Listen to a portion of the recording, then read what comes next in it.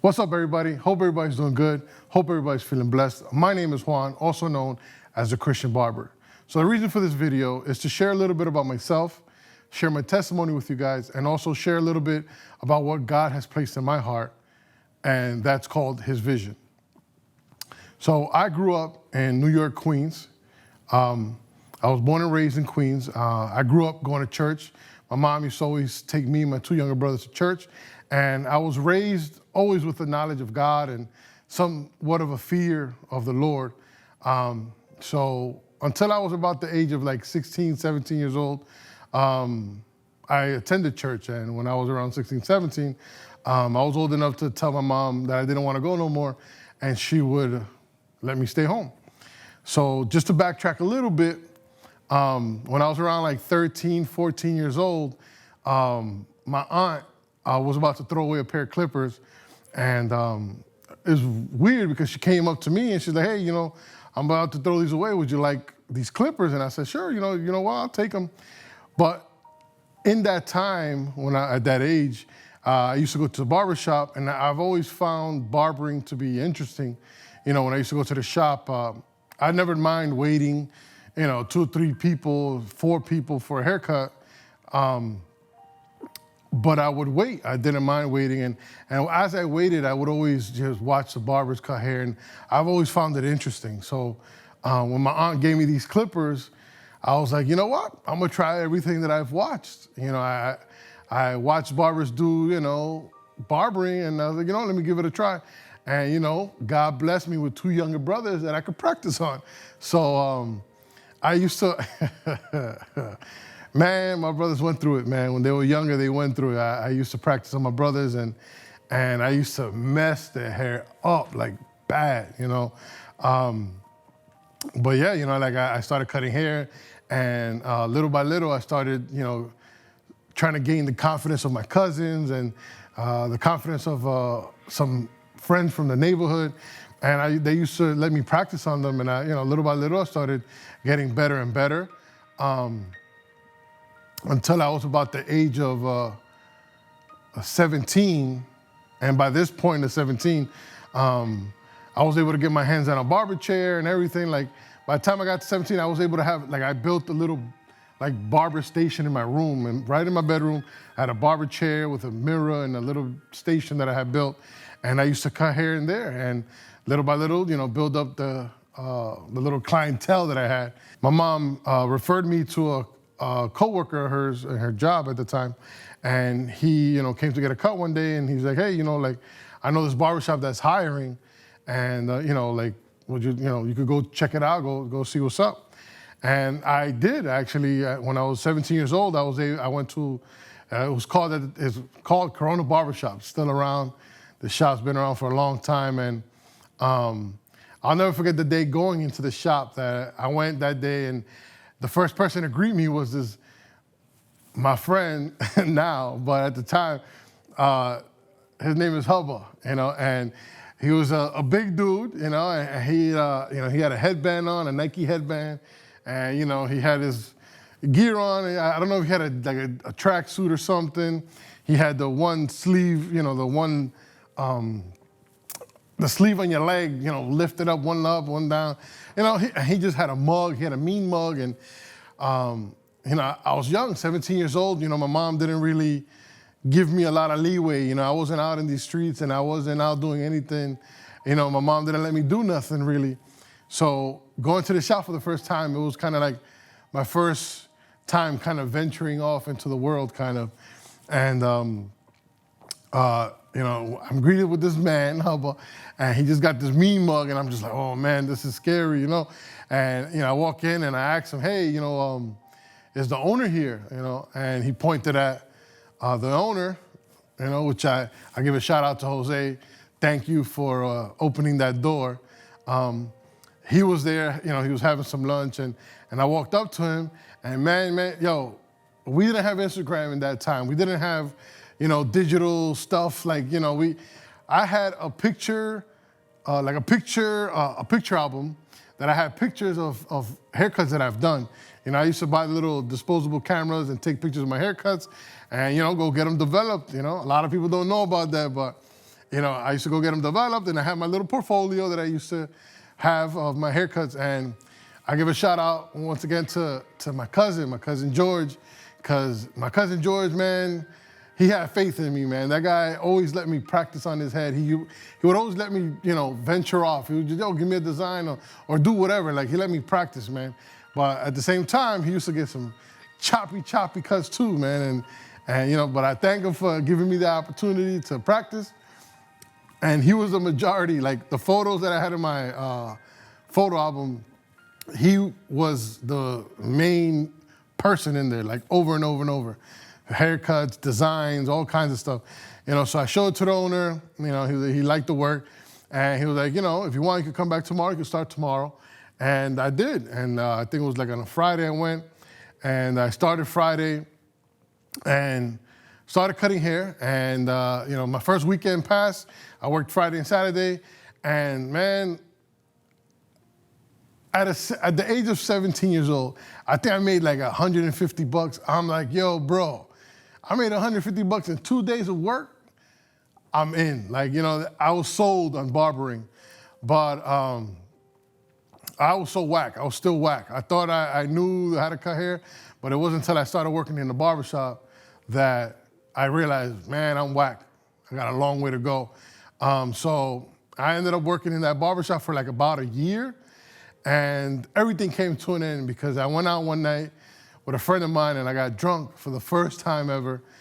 Never drank before and everything. I got, went to hang out with a friend of mine and I got drunk and I didn't go home. My friend, told me to stay in his house, because I at the time I had a car, and he was just like, just stay home, stay in my house, and you can leave in the morning, because I couldn't walk, bro. Like I was throwing up. I was a hot mess, man. First time drinking, hot mess. At that time, it was like, that was the worst, like to tell my mom that I was drunk, that I didn't come home that night. I'm sure she was worried sick about where was I that night. Something that she did is that, when I woke up in the morning, so my friend didn't live too far from where I lived. And when I woke up in the morning, I go outside to, go home, and my car wasn't where I left it. I was like, oh man, my car is at home. Oh my God, I didn't come home. Now my car is stolen. Oh, my mom's gonna kill me. My parents are gonna have a field day with me. And I called my mom, and I'm like, Mom, I think they stole my car. She's like, what? But, she's, what do you mean? And she put pressure on me. And then, she was like, where were you last night? And asking all these questions. My mom was pissed. And then she goes, I got your car. I took it. So at the time, I used to have a 1988 Nissan 300ZX Turbo, T-top, two-seater, man, white. And it's a car that stuck out. It was like a little race car. And, that's a car that I'm sure my mom was probably just driving by. Who knows? Maybe my mom was looking for me, worried about me, and came across my car. And definitely, my car, if you see it, oh, that's, this guy's car. And she had the keys and she took my car. And she said, no, I got it. Come home, I'll go get you whatever. And I went home and she made me quit the barbershop. She was like, heck no, I'm not gonna leave my son here with these guys. They influence him the wrong way. So she made me quit. And then I got a job in the hospital. She got me a job in the hospital. She was working in the hospital at the time. So she got me a job in the hospital. And I was there for like about a year working in the hospital. And by this time I was 18 years old and, I'm an adult now. I wanted to quit the hospital and my mom was like, at this time she was like, hey, you know what? You can do what you want. You're an adult now. So I quit the hospital and I went back to the barbershop. And when I went back, it was different. The guy who owned it at the time sold it to a family member and then he was the boss. And I want to give another shout out to my man, Dio. I love you, bro. I appreciate you. I always tell you this. Dio made me into the barber that I am. But he always says I had it in me, and he just took out what I already had. Whatever it is, I thank you. That, my time in that shop, it was like barbershop boot camp, man. Dio, really pressed us, but it was for the better. He taught me a lot of things of how to be disciplined and how a lot of the things that I do now is because of what he has taught me in the time I was there.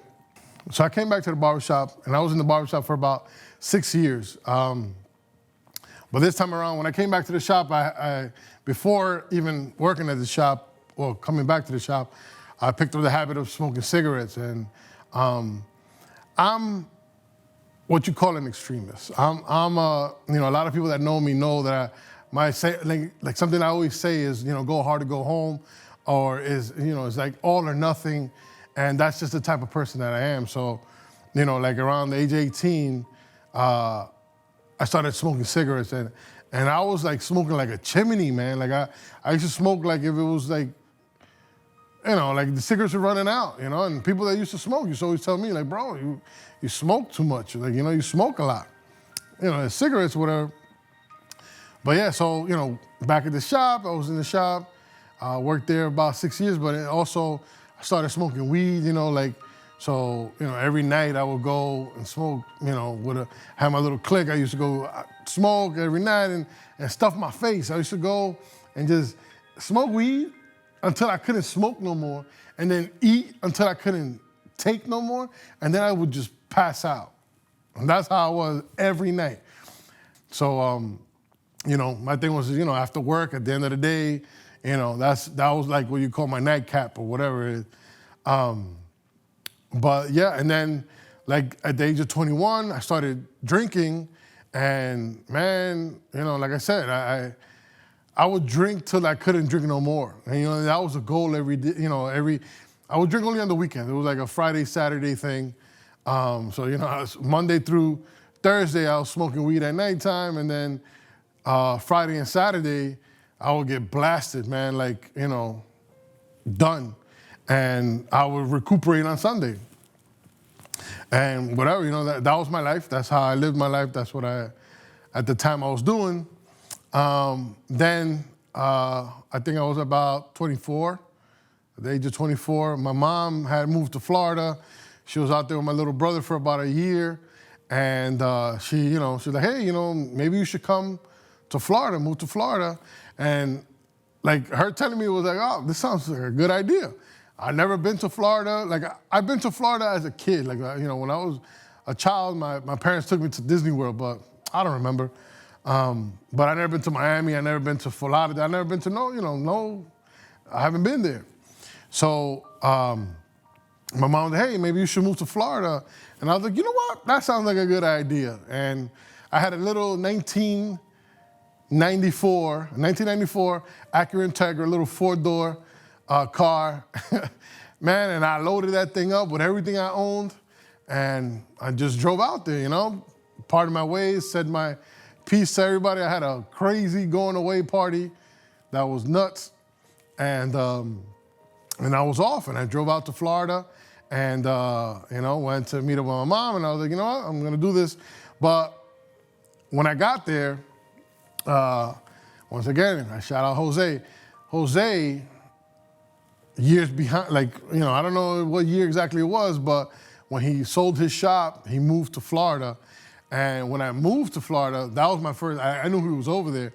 So he was the first person I was gonna go reach out to, for work. I'm a barber, I'm gonna go, I'm gonna go to who I know. And I moved to Florida, and I showed up at his shop one day, and I was like, yo, what's up, can I get a chair? And he said, of course, and I started working there. The money was so good, and you didn't work as hard. Like in New York, when I was cutting hair in New York, man, I'd be there in the barbershop from 10 in the morning, sometimes to like 1 in the morning, cutting hair nonstop, crazy busy. And I go to Florida, and I'm cutting hair from I think it's 9 to 6 or 7, we never closed later than 8. 8 was whoa, you're doing overtime. But I made way more money than I did in New York. And I loved it, man, in Florida with the beautiful weather and everything. But, I had my habits. I used to smoke 2 packs of cigarettes a day. I used to wake up, buy a pack of cigarettes, go to work, and then I used to buy a pack of cigarettes and then go home after work. And then, the same routine of drinking every weekend, till I couldn't drink no more. And, it was just living a crazy life. One night, I go home and I had my little routine. You know, like when I lived in New York, I used to smoke weed with friends. I had friends, and I'm thinking about it now. Like it's funny because when I used to live in New York, I didn't have to roll my weed. I didn't have to roll blunts or whatever or my joints. I didn't have to roll because I would always smoke with my my friends that I used to smoke. But when I moved to Florida, I didn't have no friends to smoke with. So I had to learn how to roll. And I remember like when I first moved to Florida, I was having issues of how to roll because I didn't know how to roll. But I'm thinking about that. So my routine every night, like I would get home, I would get some food, I would get a movie, I would take a shower, roll my joints, and I would smoke, eat, and then go to sleep. And I was by myself. So, that was like, Monday through Thursday once again. And then Friday, Saturday, I would go out drinking with my friends, go out clubbing or whatever. And one day I go home, regular, same thing, I go home, I cook food, I don't remember, I had a video game or a movie or something. And I took a shower, did everything, smoked my weed, ate my food, enjoyed my night. And I went to bed and I'm laying in bed and like the thought runs through my mind while I'm laying in bed, where's your life headed? And I start thinking like, wow, that's a good question. Where is my life headed? And I'm thinking, like about the way I live my life. It's like, all right, so I smoke 2 packs of cigarettes a day, okay, which is not healthy. I eat like I don't care for myself. Like I eat, same way how I do everything to the extreme, I ate. Like I ate till I couldn't eat no more. And I was always like, I would eat an exaggeration that people always looked at me like, Dad, why'd you order so much or why'd you eat so much? And then at the same time, like I would drink all my money away on the weekend. So I was like, I was either gonna die young or become homeless. And I'm like, wow, like I don't wanna end up like that. And man, I got off of my bed and I got on my knees and I started praying and I started crying to God, like, God, I don't want to be like this. I don't want to end up like this. Please, Lord, change my life. Like, man, and I started bawling out and just like, I had this moment with God. And after I was done praying, I sit up on my bed and I'm just sitting there and it's like, I want to hear something Christian. Like I want to hear some Christian music or something. And I didn't have any. But I used to have a little radio on my nightstand that had like a little knob, a little radio station with the knob. And, I was like, all right. I turned the radio on and I started going through the stations and I find a station playing Christian music. I don't remember the song, but man, like the words felt like they were doing something in my heart. I felt like something was moving in me, like something was going on, as the songs were playing. And, I heard a few songs. And after a few songs, I'm like, I want to hear like preaching. I want to hear something, that has to do with the word of God or something. And I go and I find some guy who's preaching. And man, I'm telling you, like, I cannot make this up. It was like if the guy was in the room while I was praying, because he spoke about everything that I prayed about. Like everything that I was feeling and everything that I was going through at that moment, he spoke about. And I was just like sitting there on my bed, looking at the radio like in awe, like, wow, like I couldn't believe what he was saying. Like, like if he heard me and I'm in my room by myself, so I went to sleep. And when I woke up in the morning, man, like I opened up my eyes and it was just like, something's different. Something's off. Like I woke up just like, no lie, just like that. Like the way how I'm looking, like, looking around, like, that's how I woke up. And it was just like, whoa, what happened? A lot of us, we have, I'm sure you guys, you have your train of thought. Like when you wake up, you have your regular thoughts, that you think about every morning. Mine weren't there. My thoughts weren't there. Like it was, something happened. Like if God just took my heart and my mind and put a new one. I want to share something. It might be a little too much information, a little TMI or whatever you want to call it. Smokers, a lot of smokers, use the bathroom in the morning and smoke a cigarette. That's like a habit. It's like number one thing. You smoke a cigarette, that's the first thing you do. I used to do that every single morning. I used to go to the bathroom and use the bathroom and smoke a cigarette every morning. And a lot of smokers do that. That morning, it was gone. That morning, I didn't even think about cigarettes. Like it was, like God took the thought of cigarette, everything. All my thoughts were not the same thoughts that I had before. And, I went to work and I was just a different person. And it got to the point where my friends, at the shop that I worked at, they thought I was crazy, like they all thought I was nuts. They were just like, they were just like, yo, who does that? Who just all of a sudden, changes from one night to another? And, like I didn't want to, do the old things that I did. I didn't want to drink. I didn't want to smoke. I didn't want to go out and party. I didn't want to do nothing, And all I wanted to do was, like just be in the Word and look for God, Like I had this hunger for God and I just wanted to please God. And, I started trying to lose weight. I started eating better. I started trying to save my money, and I started trying to live that life of a Christian and trying to please God with everything that I was at the time. That lasted, I think I was there a few months, a year. Don't remember exactly how long. One night, I was at work cutting hair, and my brother calls me, and he's like, "Hey, the police took Dad to the hospital. My dad had a situation and stuff, and I was just in shock, why did the cops take my dad to the hospital?" And it was that my dad had an episode, and they had to take him to the hospital, and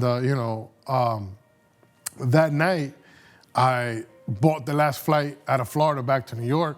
And, I came back to New York and, I told my brother, I'm going to come back. I'm going to come, take care, help out. So I came back to New York to take care of my dad. And, at the time, my dad owned a few properties. And, I'm the oldest son. I came to try to help him out. I came back to take care of his things. And I ended up staying, I was here I came back to New York and I was here for about 3 months. And then I ended up opening up a barbershop with a friend of mine.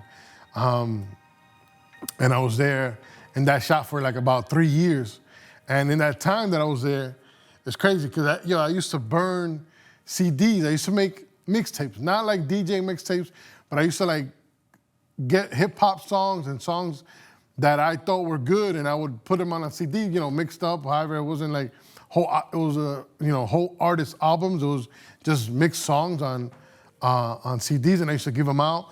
I used to burn Christian movies, movies that I thought were impactful, that were helpful, and I used to give them.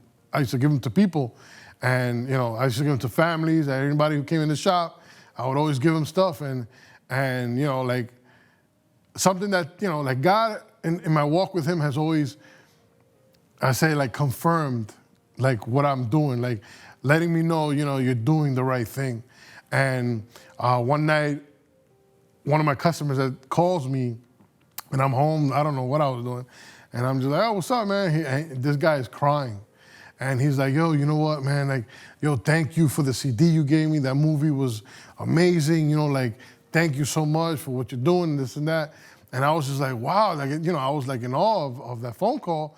And, that was, for me, that's God telling me, you're doing the right thing. Because there was many times where I thought, is this illegal what I'm doing? It is illegal to make copies of movies and stuff. But I wasn't selling them. I was just giving them away. So, that was for me, God saying, you're doing a good thing. So yeah, I was there in that shop for about 3 years. And as time progressed, little by little, I started kind of slipping off, and dabbling again in the drinking and, doing stuff that you're not supposed to before marriage, forgive me. So I started dabbling and messing with, that. I think, I believe that little by little, I was being chopped down spiritually. And, I started, going back and picking up my old habits again. and, messing around, drinking and smoking and that. And I was in that shop once again, like I said, for 3 years. That time came to an end. I parted ways from that shop. And then I ended up opening up another shop with another friend of mine. And that shop, man, I loved it. That shop was great. That shop just was like, I always think about that shop. Those times were good in that shop. And I was at the time I was an owner. I was a partner with someone, but I was an owner of a shop, and it was a good shop in a great location, and I loved it. Money was pretty good there too, and it's true what they say, like when you open up a business, location, location, location. That shop had all the location, location, location. And I liked it. I loved it. So yeah, I picked up my habits again. I started drinking, smoking. I was back to smoking 2 packs of cigarettes a day. I was back to drinking like crazy. I even added another day. I would smoke weed Monday, Tuesday, Wednesday, and then I would drink Thursday, Friday, Saturday, and sometimes Sunday, and recuperate on Monday. So it was just crazy. I just started, I went off to the deep end right away.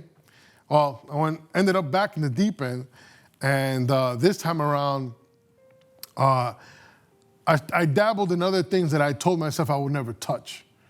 I messed with cocaine, ecstasy pills, and other pills and stuff. And these are things I always told myself I would never touch. I would never do these things ever. And I started dabbling in that. Time passed, a few years passed. I was there in the shop, and one time, I don't remember exactly what it was. I know we hit a little bit of a bumpy road at the barber shop. I don't remember exactly what it was, but I was telling my mom about it, and my mom, she's like, hey, we have this friend that, we have Bible study with, would you like for her to come and pray for the barbershop? Or would you like for us to come by and pray for the barbershop? And I'm like, sure, you know what? I've done the Christian thing before. It can't hurt me. I know it's only good, so yeah, come by, come. I was being sarcastic or whatever. And they came over one night, and it was a Tuesday night, and I give a shout out to Elsa. I thank you for letting God use you, and I thank you for allowing God to work in your life. I know I probably wouldn't be here or where I'm at if it wasn't for her bravery of coming into the shop and praying for the shop. So that Tuesday night, she came to the barbershop, my mom, my aunt, and my uncle. And, something that I found interesting is that when she came, she was just when she came to me, she goes, yo, you come here, you're gonna pray for the barbershop. And I'm just like, what? I ain't holy, I ain't Christian, I ain't doing that godly stuff. I ain't got nothing to be praying for. And then she was like, no. You're gonna pray for the shop, and we're gonna pray with you. And I was just like, whoa, okay. And we prayed for the barbershop, went around praying in the shop. And then before they left, she was I'm gonna do a little teaching. And she gave a little preaching in the back of the shop. And there were a few barbers still hanging out. There were a few barbers in the shop and a few people that were there just hanging out. And she went to the back and I was like, hey, I'm gonna teach you. Can I share a little word with you guys? And they were accepting of her word. And she gave a little preaching of Jesus and everything. And they listened, and it was pretty cool. And before she left, she goes, hey, we have a Wednesday service at church. If you would like to come, you're more than welcome to come. And I don't know why, but I remember it felt like a challenge. When her asked me to come, I felt like I was challenged. I was like, yeah, I'll be there, no problem, I'll be there. And, they left. And, later on that night, we closed the barbershop. And I'm on my way to go play poker at a friend's house. And one of the barbers that worked for me at the time was with me in my car. And we're at a red light. And I'm there just sitting there smoking a cigarette at a red light. And randomly he comes and he's like, yo, I've never been to church before? And I'm just like, word? And I just feel God, it felt like God slapped me in my chest, no lie. Slapped me in my chest, and I heard him say, I need you to bring people to church. And I was just like, word?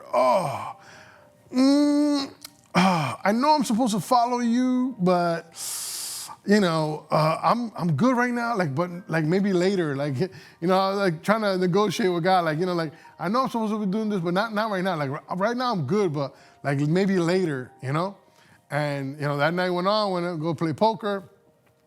I went to church the next day, to the service, and I brought that barber and 2 other barbers with me that day. And we went to church, and there was nothing crazy about the service. I don't remember, anything in particular. But, I went home after church. At the time, I was living with my mom, and I got home from church, and I was telling her, like it was good and everything. She was like, you should really try to come back to God and try to look for God again and this and that. And I was like, yeah, I've tried it, but whatever, whatever. And I went home. Oh, no, I was already home. So I was home. I went to my room. And then, I used to always have like my little version of like an Our Father. I had a little prayer that I used to say every night before I went to sleep, a quick little rumble, and I went to sleep. But this night I was like, you know what, man, because in my time of not following God, where, like once again, I let go of God and started doing whatever I was doing, I had many nights where I used to like, I'd be drunk, really drunk somewhere and just like, know that I was wrong. And I used to always look up and be like, God, like I know I'm in the wrong, please forgive me. And I had a lot of those moments where, I always asked God to forgive me for what I'm doing. But I also had little moments of like trying to look for God on my own, and I couldn't, like it didn't hold, like I couldn't, I'll try to get into a routine of reading the word or just seeking God, and in a day or two, I'll just like let it go and I'll stop. So this night, before I go to sleep, I get on my knees and I'm like, look, God, and something that I want to share with you guys is that when you're going to pray to God, look, if you don't pray and you want to pray, say whatever you want to say, whatever's on your heart, however you want to talk, that's how you should say it to God. God doesn't worry, like God's not there worried about what you're going to say to them, what you're going to say to him. He's not worried about like you have to say it perfect or he doesn't care if you're going to, like he wants to hear what's in your heart. Whatever words you can use to express to God how you feel, use them. God ain't worried about what you're going to say. You could be straight up with God. However it is you want to say, whatever you want to say to God, just say it. Don't worry about it. That night, I was on my knees and I was like, look, God, I'll be honest with you. I know I'm supposed to follow you and everything, but I can't do this on my own. Like I've tried to seek you before and like it doesn't work for me. So if you're going to do anything, you're going to have to do it the way you did last time because I can't do it little by little. And I was like, all right, amen. And I went to sleep. No tears, nothing crazy. And when I woke up in the morning, I woke up with a smile on my face. I woke up, when I opened my eyes, I just smiled. I was like, oop, he did it again. Because this time I knew the feeling. Like my train of thought, once again, everything was gone. Cigarettes was gone. Like everything was gone. Like, everything. Like my thoughts were just wiped clean again. And I was just like, I woke up, I smiled, and I was like, oh man, like, wow, God did it again. He transformed me for the second time. But this time around, I ended up I started attending the church that the lady used to go to, Metro Christian Center. And this also I would like to share is that it's important that if you're going to follow God to root yourself in a good church. You have to root yourself in a good church if you're going to look for God. So you have a community around you that's going to help you look for him. They're going to help you seek him. They're going to help you with whatever situation you got going on. There's going to be somebody there that's going through the same thing or that has gone through the same thing that can help you out. So I ended up going to Metro Christian Center. And, like I thank God for that church because that church was like boot camp, man. They taught me how to serve. But I learned that I had a servant heart, that I was able or willing to put the work in, I put blood, sweat, and tears in that church. I admit it, I put blood, sweat, and tears and hours upon hours in that church. And it was all for God. I never wanted anything. I never wanted nothing in return. I only wanted to try to please God in however way I could. And in serving people and just being there to be able to just help however I could. And I didn't mind, like I loved it. And I was there for about 2 years. And then I ended up leaving the church and coming back to my home church now, Spirit of Brotherhood Church. And it's crazy because this is one of the churches my mom used to bring me when I was a little kid. And anytime I would, when I wanted to try to venture to go to church or whatever, I would come here. But now, I came here to Spirit of Brotherhood Church, where I've been here for almost 10 years now. And, like God has been working in me and blessing me in this church. So pre-COVID, COVID changed a lot of things, man. Things are not the same no more. Pre-COVID, my church, SBC, they hosted a purpose conference. They will have a conference every year, and it was called Purpose Conference.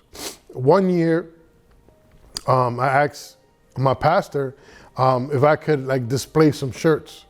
So something that God always, I've always envisioned was I've always wanted to make T-shirts. Anytime that I was, in my second encounter with God, from there on, I always thought about making shirts. I've always thought about making T-shirts. I've always thought about T-shirts. And I'll be honest with you, man, I don't know nothing about fashion. I ain't no fashion kind of guy. I don't know how to, I don't know nothing about fashion. So but I always thought about making T-shirts. And the thought of the T-shirt was always putting the word of God on shirts and that somebody's life would be changed by just reading the shirt. I always envisioned somebody wearing one of my shirts walking and somebody behind them just so happened to read their shirt and just be having an encounter with God or just a life-changing experience just from reading the shirt. And I used to always doodle I used to have a few notebooks and I used to draw little shirt ideas and all that, in my time of walking with God or whatever. So, like I said, one purpose conference, I was able to, I asked my pastor if I would be able to have a booth and, sell some clothes. And, they allowed me to, and then I was able to have a booth. And I got with a graphic designer and his vision was born. I made a few shirts with some Bible verses and I displayed them for the conference. I came up with a few new designs for the next purpose conference and, displayed them in there. And then there was one point where the church was looking to throw a mid-year event and, they didn't really have anything in mind to do. So I came up with the idea of doing a Christian hip hop concert. And I was able to, and I presented the idea to the church and my pastor and the people were, they okayed it. And so I was able to bring a few Christian artists, hip hop artists together. And my goal for this concert was to bring the gospel of Christ in a different way. Bring the gospel of Christ in a way that, someone who doesn't understand church can understand it. And yeah, we had that concert, it was a hip hop concert, and I'll never forget it. I had a moment where I was standing at the doorway of the auditorium. I was standing at the doorway and they were, the artists were doing mic check or sound check.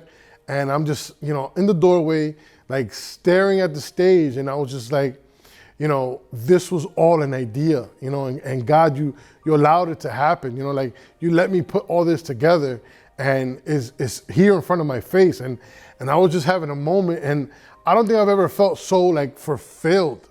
That moment I was just wow, I think I'm made for this. This is what I'm, about, And I'm there in the doorway and I turn around and man, thank you, Chris lady. You're my friend. Thank you. So I turn around and a friend of mine was standing behind me and she had taken a picture of me standing in the doorway. And she's like, oh, hey, Juan, look, I took a picture of you. And I look at it, I'm like, yo, you don't understand the moment that you just caught in this picture. the things that were going through my head right when she took that picture, like it's crazy. It was caught. God gave it to me in a photo, like, you know, so I can remember this moment. And, you know, like that was amazing. The concert went on, you know, at the end of the concert, somebody came up to me who was from my church, and he comes up to me as a young kid. He came up to me and he goes, "Hey, you know, I never heard the gospel like that." And I was just like, wow, yo, God, you keep like, you know, God keeps confirming to me like stuff, you know, like I thought, you know, my goal was to bring the gospel in a different way, and how somebody came up like that, word for word. Hey, I never heard the gospel like that. And I was just like, oh my God, like this is real. Like God is, you know, like he's going to do something. So then next year we were able to do a second concert, and this one, it was called His Vision, His Mission. So, you know, this one had a different vibe to it. Like my goal for this was going to be like a spoken word, R&B. So I was able to get some artists, you know, some R&B kind of artists, and some spoken word. And that event was great. But this concert was called His Vision, His Mission. One day I was, you know, thinking of like doing a little missionary trip to the Dominican Republic, and reason why is because like I always see my mom, you know, like I thank God for my mom. My mom is always sending stuff to DR and helping people out in DR. And my mom has done crazy things like, you know, empty her bank account to build a house for somebody in the Dominican Republic. Like, who does that? You know, like I've always, you know, at the time when she did, I was like, are you crazy? Like, you know, you're gonna spend the last money you got in your account to go build a house for somebody? Like, you're nuts. And she's always been one to give. You know, my mom grew up poor. My mom grew up in the Dominican Republic, and she didn't grow up as, you know, privileged as we are, as me. Like I believe I'm very privileged, and God blessed me in a different way, but my mom didn't grow up like that. So, you know, one day I'm like, hey, Mom, you know, let's do a little missionary trip to the Dominican Republic, you know. I'm not gonna say, like, I'm not famous or nothing. I'm not like gonna say I'm famous, but I had a good amount of followers on Instagram. I had a good amount of friends on Facebook, and I knew a lot of people. So I was like, you know what, let me use my platforms that I'm on and like reach out to people to donate. Like, hey, you know, I'm gonna do this mission trip to the Dominican Republic. You know, can anybody donate, you know, school supplies, kids' toys, you know, clothes that you're not, you know, that are not messed up or holy, you know, stuff that is like, you know, wearable. You know, if you want to donate, you know, and people started donating, man. Like, people started coming and, you know, at the time I was at the shop that I was working at, they would come and bring stuff to the shop, and, you know, like stuff to donate or whatever. I had like a friend of mine donate like a bunch of little kids' clothing, like brand new with the tags on it and everything. We got like a bunch of NBA stuff, man. Like it was amazing. So I was able to fill up 3 barrels. You could ship barrels to the Dominican Republic, and you get these 55-gallon jugs, and it didn't matter what it weighed. You know, if it fit in it, you could send it. And I was able to fill 3 jugs, and I opened up a GoFundMe to try to, you know, raise some money to pay for the stuff and everything. And the concert was to bring awareness to the trip that I was doing. And we did the GoFundMe, and, you know, the money that came from the GoFundMe was able to fund the whole thing. Like, you know, we bought a bunch of school supplies and everything, and it was like crazy to the dollar. Like, whatever it costs to fill up those barrels and ship them, that's what it costs. And I didn't use not a dollar for myself. I bought my own flights. I did my own thing on my own. And, you know, like I put my own money into buying stuff as well.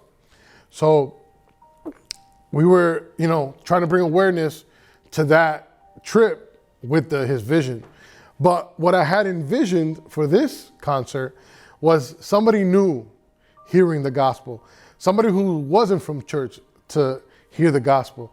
And I was told after the event that there was a lady who was walking by, and there was a line, like before the concert started, there was a line outside, And there was a lady walking by, she saw the line, and she asked the people, hey, she asked somebody, what's going on?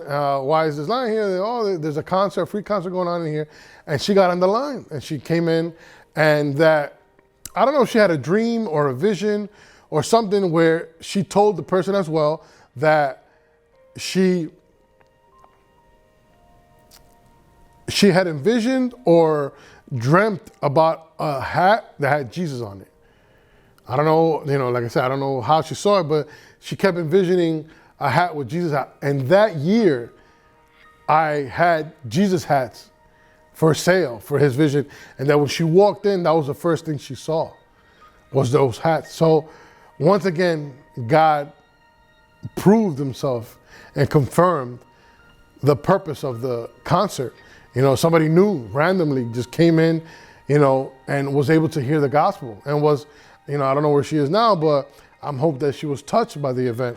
But yeah, so then after that event, the next year, I did another missions trip where I was able to get 6 barrels. I doubled up on everything that I sent out. And I was able to help more people. And when you go to these countries, man, you see some stuff that makes you want to give more. Like going on my first trip, when I went the first time to Dominican Republic to do the mission trip, I was able to help out a little church. I got a family over there. I spoke to a cousin of mine, and we spoke to the church, and like, hey, can we come to your church and give some stuff away? You can let your people know. And I go to the campo, like I go to the country, like I go to where there's dirt roads, like it's like a lot of poor people there. And in this trip, I was able to see so much need, and it was like I had to do it another one. So I did a second trip to Dominican Republic. And, like I said, I doubled up. I took 6 barrels. We took even more stuff. So the second trip was even better than the first one. We did our thing. We helped out. And, but in my walk, with God, I was, I'm not going to say, I would say like in my time, I started slacking a little bit with drinking here and there, and started slacking out with certain things here and there, and but nowhere near to the extent of how I was. I dabbled with things a little bit here and there, but nothing crazy. But I don't know why, and I got to a point where, I started slipping a little bit. Not, like I said, not like I used to be, but, somewhat of drinking on the weekends a little bit, a little more than I used to. But, never, I didn't really mess around with anything else. But I dabbled in a few little things, but not, like I said, not like I used to. And, I got to a point where I don't even know why I wanted to get away from God. And I was like, hey, God, you know what? Like I want to go, this time I want to go the opposite way. Like I told God straight up, I want to live I want to go back to the way I was living before. I don't even know why. And, like I said, I was dabbling a little bit in stuff. And this time around, he's like, you know what? He put somebody in the way. Instead of changing me or anything, he's like, I'm going to put somebody in the way. And she's my wife now, right? And before she was my wife, I thank God for my wife. She came to my church. She wasn't part of my church before. She came to my church. She was new to my church. And, became friends with her and everything. But she would always send me preachings, like when I wasn't coming to church. Like I missed a lot of Sundays, and I always say that I'm not feeling well. But honestly, I was just hungover. And she would always send me preachings, and when I missed the service, she was always worried about my spiritual life, and she was always helping me out, and just being there for me, as a good spiritual friend. And I believe that God put her there because he saw that I was trying to walk away, and he's like, you know what, I'm gonna do something different, and he put my wife in the way, and I ended up marrying her. I scooped her up and I married her, and it's been great since. We're about to be 2 years married now. But in that time, she's helped me a lot. She's guided me a lot, and God has used her big in my life being with her. One thing she always does is that she's always bought me books, or she's always, she bought me Bibles and stuff. Like she was always, trying to keep me interested, or looking for God. She had bought me a book. I think it was before we got married, from crackhead to CEO, Michael Liddell. There's a book, the My Pillow guy. He came out with a book. I seen a commercial one time. I want this book, but I never bought it. My wife bought it for me one time. Like I said, I think she bought it for me before we got married. And now we're about to make 2 years, and I never read the book. I never opened it. I never looked at it. And it wasn't till I think maybe 4 months ago, that one day I was bored at home. And I'm like, you know what, let me read this book. And I grabbed the book, and man, that book was amazing. Like I recommend that book to everybody. Like that book is really good. But I go and I read the book, and I don't think I've ever read a book so fast. That book was so good. Like I read it so quick, and it was just like, I couldn't let go. And at the end of the book, well, during the whole book, I felt like I could connect with him in his life, like, being a little similar to my life. I felt like I connected with him. And at the end of the book, I think he goes to like a retreat that he didn't want to go to, and he experiences a deliverance. And when I, heard what he experienced, I was like, yo, I want that. I want to, be freed from whatever bondage the enemy has on me. And, I was like, yo, I want this. So I told my wife about it, and then she was like, hey, there's somebody in the church that helps, that does deliverance. And I was like, hey, I made that phone call right away. I think it was even the same day that I finished reading the book. I made the phone call, hey, I want deliverance.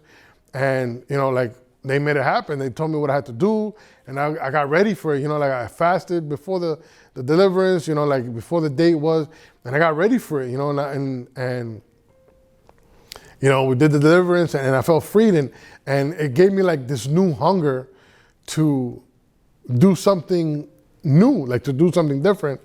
And that's why we're here now. And, I came up to my wife and was like, hey, babe, let's do a YouTube channel where we buy cars and give them away to people in need. And, I started like drawing up a game plan or whatever. But I don't know exactly what this channel is going to be. It's going to be a mixture of things. My goal with this channel is to bring the word of God to others. Also to be the hands and feet of Jesus to others, like to help others and just do different things. I'm big on watching YouTube. I love YouTube, but I'm big on cars. Like I love cars. You ask my wife, all I watch is videos about cars. And my goal with this channel is to just share my life with you guys, to hopefully probably inspire you guys or inspire someone. And then also, I want to do good deeds. Like I want to do more missions trips. I want to do sporadic, spontaneous giving. When God places something in my heart, I want to be able to just pull the trigger on something and just do it, to give it away. And my goal with this channel is to help try to inspire you guys. And I'm not trying to in any way boast or show off of my giving. Like my goal, that is not my goal. Like I said, my goal is to just hopefully inspire others to do the same that I'm doing. So from here on out, I'm gonna try to post videos of different things. I'm a barber, so you're gonna see barbering stuff. I love cars, and hopefully I'll make some car videos. And at the same time, I love God. Like I'm a Jesus follower, and I would like to share that as well. I hope you guys enjoyed this video.